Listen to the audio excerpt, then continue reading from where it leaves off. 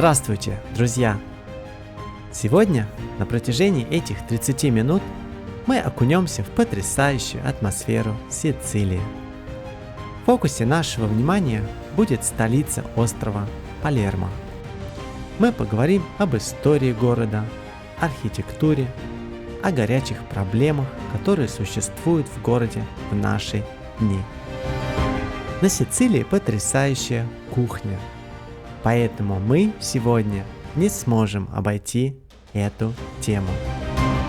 Также посетим город Чефалу.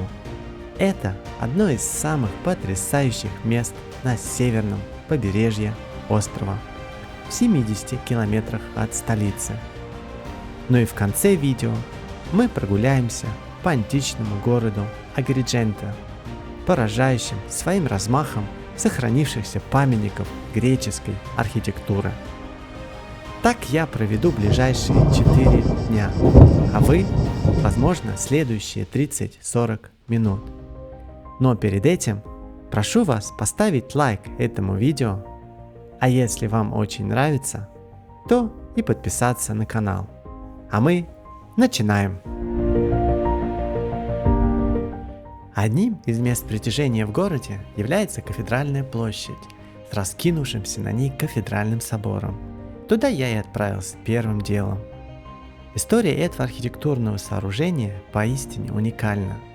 Начиная с построения первой церкви на месте современного собора, это было в IV веке, и потом на протяжении многих веков, каждый властитель, который приходил на сицилийскую землю, а их было тоже много, вносил свою лепту в изменение внешнего вида собора, да и всего города. Если окинуть взглядом здание собора, то сразу бросятся в глаза разные архитектурные стили, заключенные в одном объекте. Мы говорим про эклектическую архитектуру собора. Эклектика – это смешение, соединение разнородных стилей, идей, взглядов и тому подобное. Потому что здесь сочетается и арабо-нормандская, и готическая архитектура, и даже классицизм. И такое смешение продолжалось в результате 7-вековой истории, постоянных переделок и перестроек. Мне вспомнился один очень хороший пример в этом контексте. В Кордобе, это город в Андалусии, находится самая большая мечеть в Европе под названием Мескита.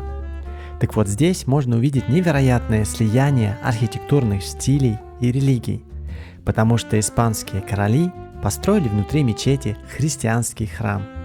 И это выглядит просто божественно. Об этом я рассказывал в своем фильме про Кордобу. Ссылка на экране.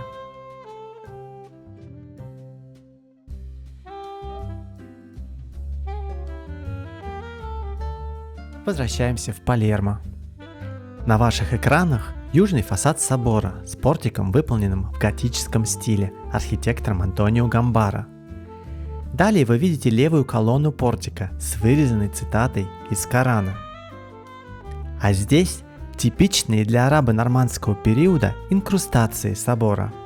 Внутри собора находятся мощи покровительницы Палермо, святой Розалии, а снаружи на соборной площади стоит статуя, посвященная ей. В нескольких минутах от кафедрального собора находится замечательный садик Вилла Бонано и знаменитая Порта-Нуова. Порта-Нуова – это образец очень необычной триумфальной архитектуры. Это, попросту сказав, триумфальная арка.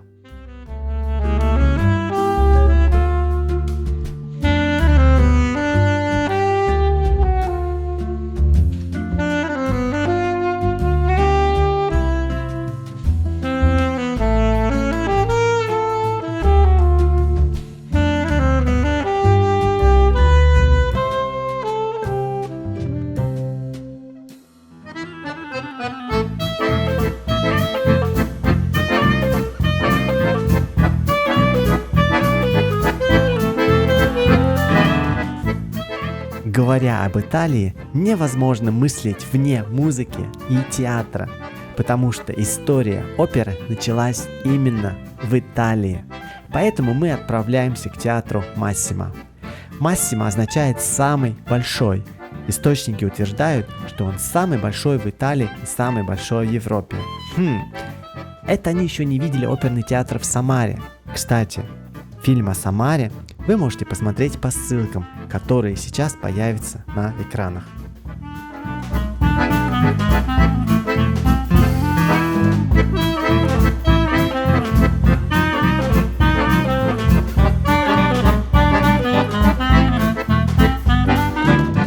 Тем не менее, театр построен в неоклассическом стиле, носит имя короля Виктория Эммануэля II. Но нам этот театр известен по кинематографу. Здесь, на лестнице, трагически закончилась трилогия «Крестный отец».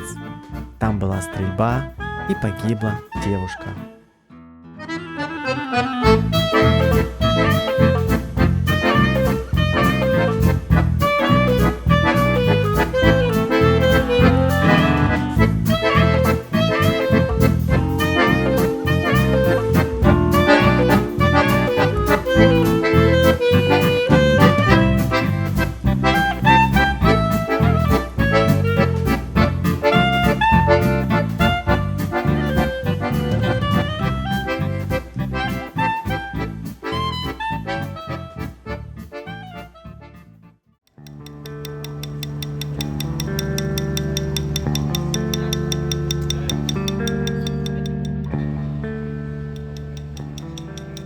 На центральных улицах города можно встретить много рукодельников, мастеров, которые зарабатывают на жизнь, изготавливая украшения и предметы для дома.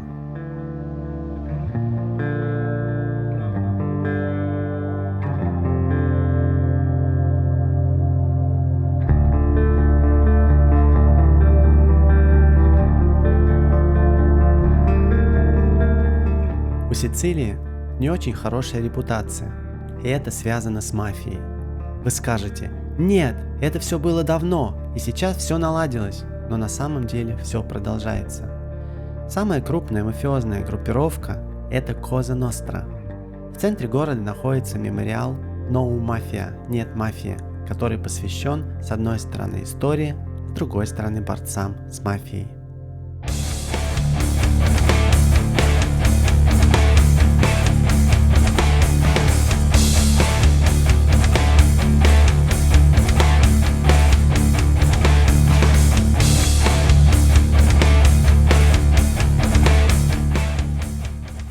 Рэкет – это один из излюбленных способов зарабатывать деньги, собирая их с силой бизнеса. Если ты не хочешь платить, то у тебя реальные проблемы, и никакое правительство тебе не сможет помочь. В мае этого года мафия взорвала кафе в Катании, находящееся в жилом доме, и только потому, что они не хотели платить им дань. Вступили с ними в перепалку, а те взяли и просто взорвали дом с людьми. Хочется верить, что такое больше никогда не повторится.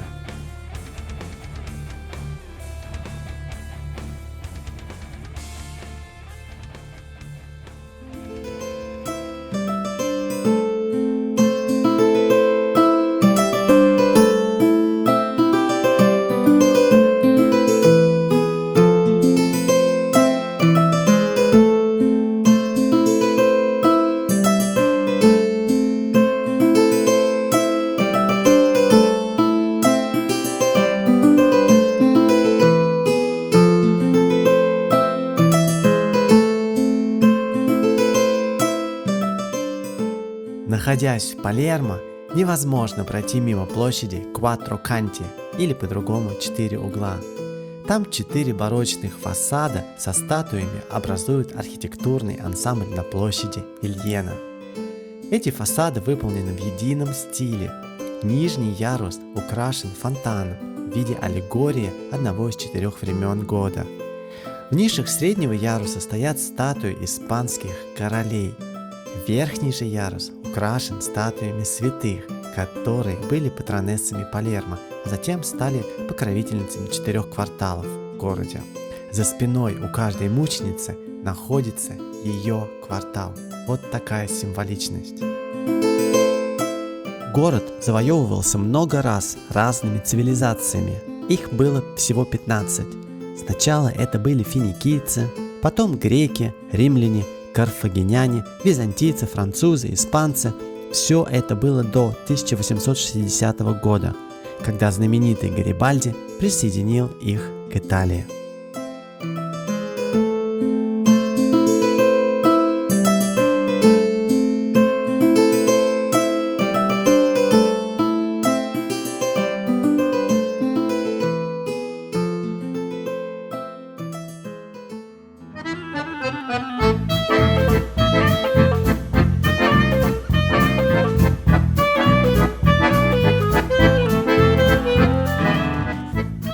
побывать в Палермо и не увидеть знаменитый фонтан Претория было бы непростительным упущением для каждого туриста.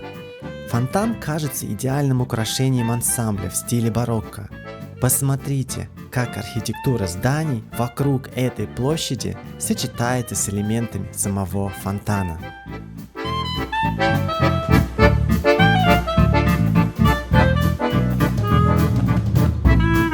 Но изначально фонтан был предназначен для тосканской резиденции Педро Толедского, испанского вице-короля Неаполя и Сицилии. Но потом его разобрали на 644 кусочка и привезли в Палермо. Ансамбль фонтана состоит из большого количества обнаженных скульптур, поэтому местные называют его фонтаном стыда. И как мы видим, некоторые части тела этих фигур были вандальным способом отломаны или отпилены.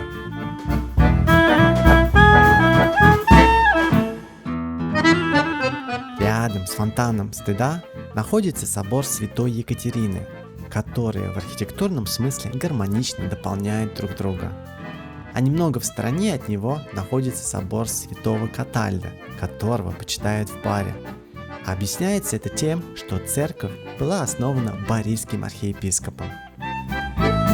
Церковь имеет уникальный вид с 3 сферами на крыше. Честно говоря, когда я увидел эту церковь впервые, у меня возникла ассоциация, как будто я хожу по улицам Самарканда где-нибудь или где-нибудь в Узбекистане. На дверях есть символ Мальтийского ордена. Также есть интересный факт про этот собор. В 19 веке здесь находилось отделение почты. По рассказам моего сицилийского друга, это связано с тем, что на Сицилии очень много церквей, и не всегда они были востребованы. Поэтому здания церквей на разных этапах истории имели не связанные с церковными делами назначения. Где-то была почта, а где-то была школа, а где-то место, где просто жили люди, которым негде было жить.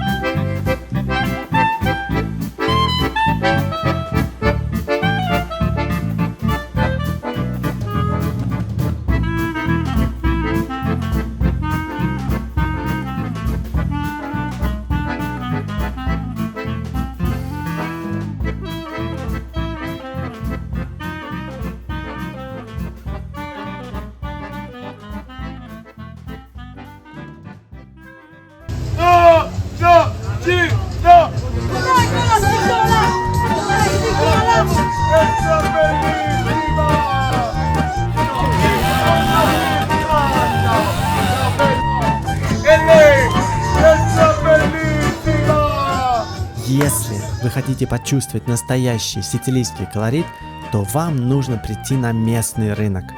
Сначала у вас закружится голова от шума, от количества людей, да и вообще от этого сумасшедшего движения вокруг вас.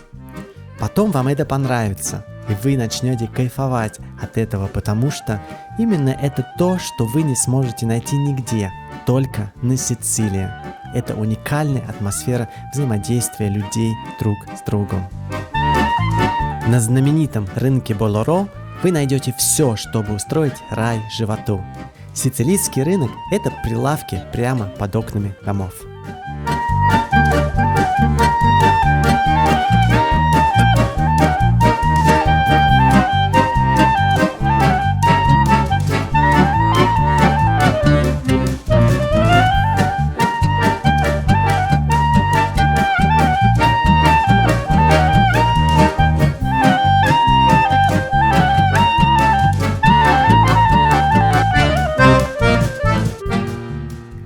А вообще, тема еды на Сицилии священна.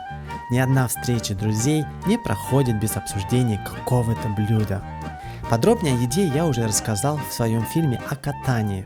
Ссылка на этот фильм сейчас появится на экране. Не забудьте посмотреть.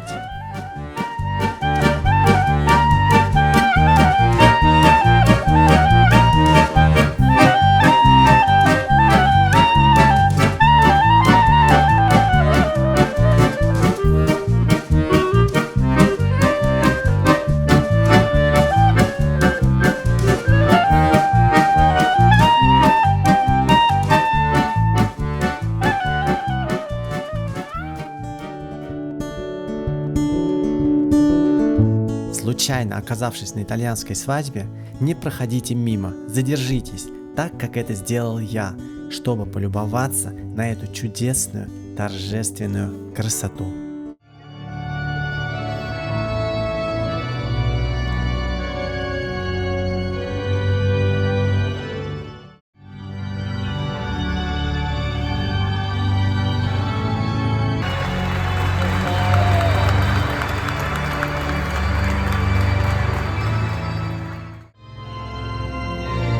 Para la pobre, subiste esa escalera,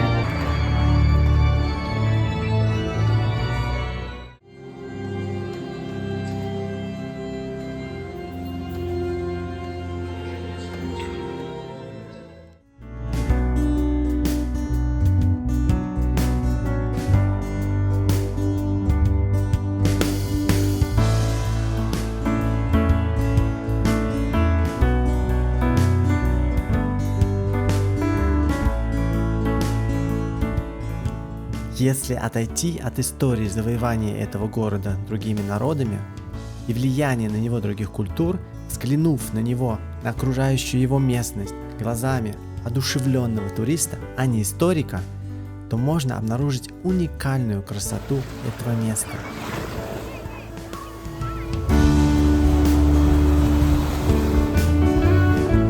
Чефалу – это один из главных морских курортов на острове и входит в список самых красивых малых городов Италии. Исторический центр Чефалу сохранил средневековую структуру с узкими улочками, вымощенными прибрежной галькой и известняком. Одной из достопримечательностей центра является дворцовая крепость XII века Великий Астерий.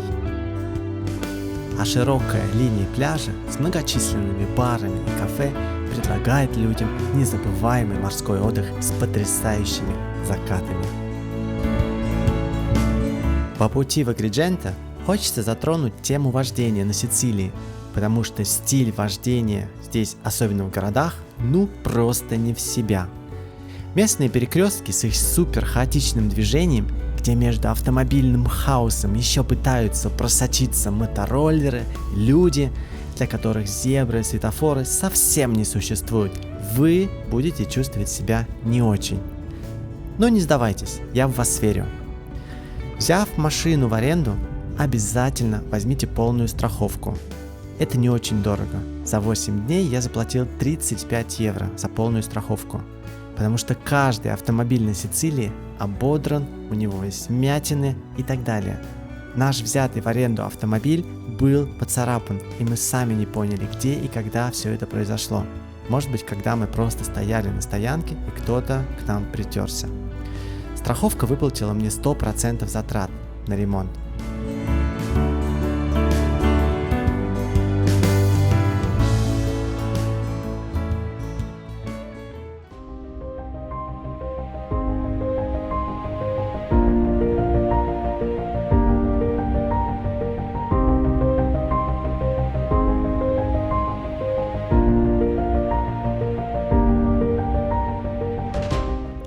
Друзья, мы с вами находимся в долине храмов богов, которая находится рядом с городом Агридженто.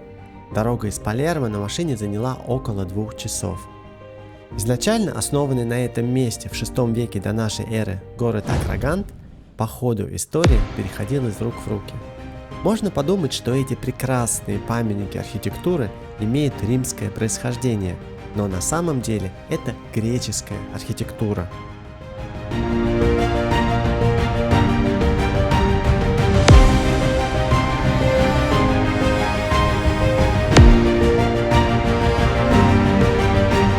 На всей территории до сих пор проводятся раскопки, и, возможно, ученые смогут удивить нас новыми находками в ближайшее время. В настоящее же время не существует других более сохранившихся древнегреческих храмов, как в Агридженто, по крайней мере за пределами Греции. Храмы строились в ознаменовании победы над врагами. Так храм Зевса Олимпийского был построен после победы над финикийцами в битве при Гимере, 480 год до нашей эры. К сожалению, от храма почти ничего не осталось. Храм Конкордии, построенный около 430 года до нашей эры, хорошо сохранился благодаря тому, что в IV веке уже нашей эры его превратили в христианскую церковь. Выглядит впечатляюще.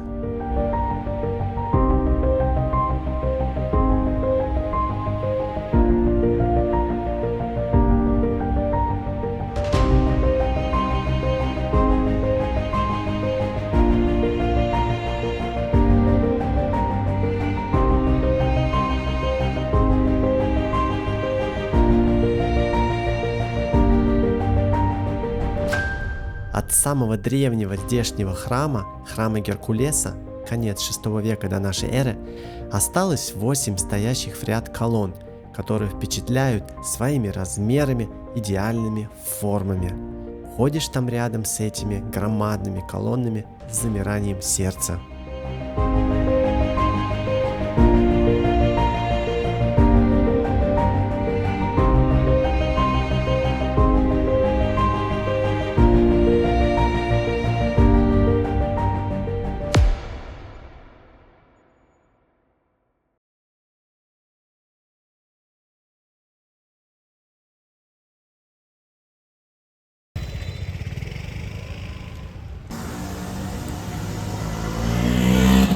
В послесловии хочется отметить то, что очень сильно бросилось в глаза.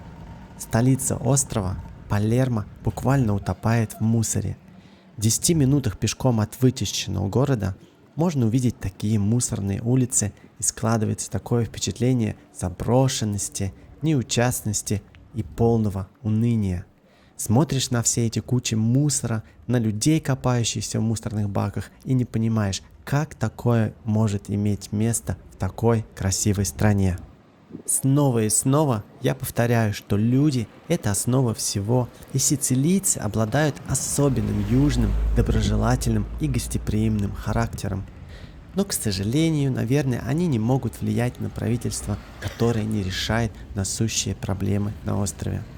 Помимо мусора, проблема миграции, складывается такое ощущение, что потихоньку удушает страну.